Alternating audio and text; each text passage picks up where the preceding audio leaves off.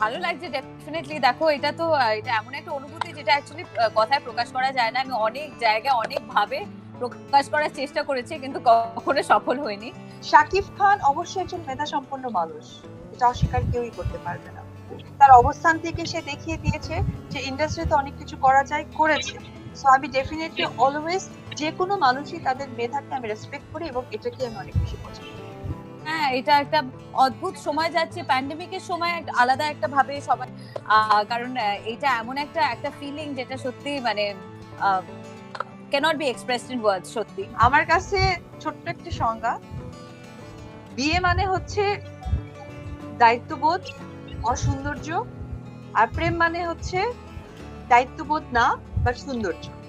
কারণ আপনি দেখবেন একটা বস্তিতে থাকা মেয়ে বা ছেলে যেই হোক, প্রেম যদি করে, দেখবেন জিন্সের প্যান্ট পরতেই হবে এবং গেঞ্জি পরতে হবে, সেটা পলিশ।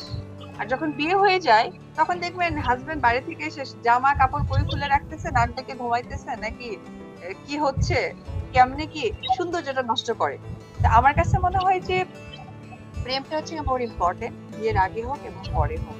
প্রেমের অপর নামই হচ্ছে সৌন্দর্য। আপনি যখনই কোনো কিছুর প্রেমে পড়বেন, নিজেকে সৌন্দর্য করে রাখবেন।